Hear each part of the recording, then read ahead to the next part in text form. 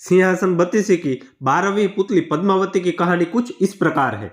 एक दिन रात के समय राजा विक्रमादित्य महल की छत पर बैठे थे। मौसम बहुत सुहाना था।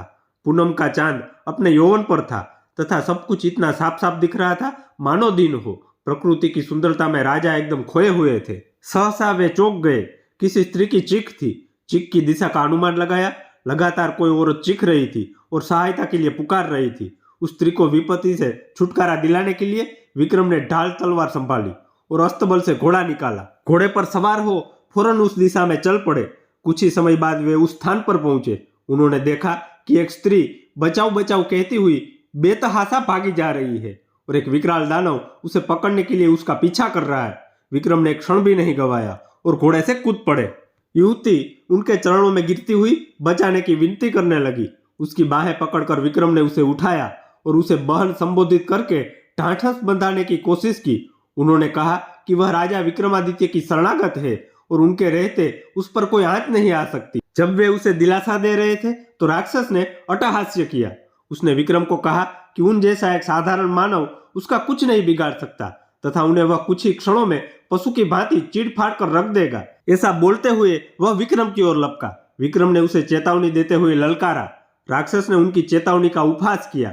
उसे लग रहा था कि विक्रम को वह पल भर में मसल देगा। वह उनकी ओर बढ़ता रहा। विक्रम भी पूरे सावधान थे। वह ज्यों ही विक्रम को पकड़ने के लिए बढ़ा, विक्रम ने अपने को बचाकर उस पर तलवार से वार किया।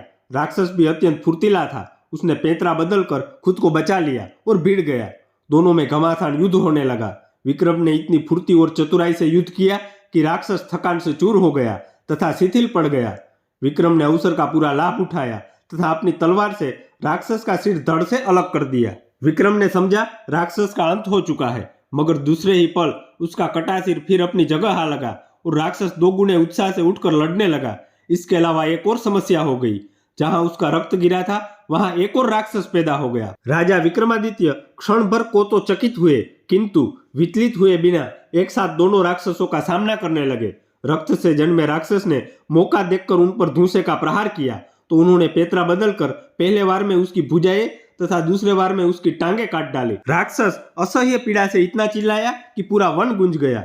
उसे दर्द से तड़पता देखकर राक्षस का धैर्य जवाब दे गया और मौका पाकर वह सिर पर पैर रखकर भागा। चूंकि उसने पीठ दिखाई थी इसलिए विक्रम ने उसे मारना उचित नहीं समझा।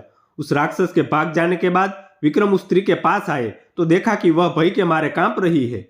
उन्होंने उससे कहा कि उसे निश्चित हो जाना चाहिए और भय त्याग देना चाहिए क्योंकि दानव भाग चुका है। उन्होंने उसे अपने साथ महल चलने को कहा ताकि उसे उसके माँ बाप के पास पहुंचा दे।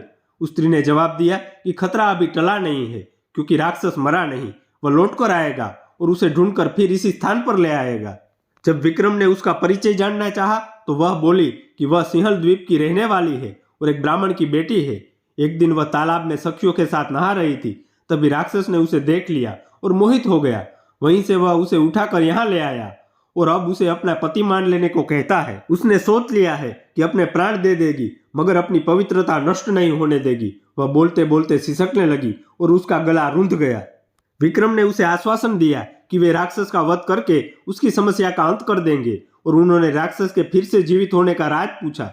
उस स्त्री ने जवाब दिया कि राक्षस के पेट में एक मोहिनी वास करती है जो उसके मरते ही उसके मुंह में अमृत डाल देती है। उसे तो वह जीवित कर सकती है मगर उसके रक्त से पैदा होने वाले दूसरे राक्षस को नहीं, इसलिए वह दूसरा राक्षस अपंग होकर दम तोड़ रहा है। यह सुनकर विक्रम ने कहा कि वे प्रण करते हैं कि उस राक्षस का वध किए बगैर अपने महल नहीं लौटेंगे, चाहे कितनी भी प्रतीक्षा क्यों न करनी पड़े। उन्होंने जब उससे मोहिनी के बारे में पूछा तो स्त्री ने अनभिज्ञता जताई। विक्रम एक पेड़ की छाया में विश्राम करने लगे। तभी एक सिंह झाड़ियों में से निकलकर विक्रम पर झपटा। चूंकि विक्रम पूरी तरह चौकन्ने नहीं थे इसलिए सिंह उनकी बाह पर घाव लगाता हुआ चला गया। अब विक्रम भी पूरी तरह हमले के लिए तैयार हो गए। दूसरी बार जब सिंह उनकी ओर झपटा तो उन्होंने उसके पैरों को पकड़कर उसे पूरे जोर से हवा में उछाल दिया। सिंह बहुत दूर जाकर गिरा और क्रोधित होकर उसने गर्जना की। दूसरे ही पल सिंह ने भागने वाले राक्षस का रूप धर लिया। अब विक्रम की समझ में आ गया कि उसने सल से उन्हें हराना चाहा था। वे लपक कर राक्षस से भिड़ गए। दोनों में फिर भीषण युद्ध शुरू हो गया। जब राक्षस की सांस लड़ते लड़ते फूलने लगी तो विक्रम ने तलवार उसके पेट में घुसा दी। राक्षस धरती पर गिरकर दर्द से चीखने लगा। विक्रम ने उसके बाद तलवार से उसका पेट चीर दिया। पेट चिरते ही मोहिनी कूदकर बाहर आई और अमृत लाने दौड़ी। विक्रम ने बेतालों का स्मरण किया और उन्हें मोहिनी को पकड़ने का आदेश दिया। अमृत न मिल पाने के कारण राक्षस तड़प कर मर गया। मोहिनी ने अपने बारे में बताया कि वह शिव की गणिका थी, जिसे किसी गलती की सजा के रूप में राक्षस की सेविका बनना पड़ा। महल लौटकर विक्रम ने ब्राह्मण कन्या को उसके माता पिता को सौंप दिया और मोहिनी से खुद विधिवत विवाह कर लिया। यह थी 12वीं पुतली की कहानी। मिलते हैं नई कहानी के साथ, तब तक के लिए नमस्कार।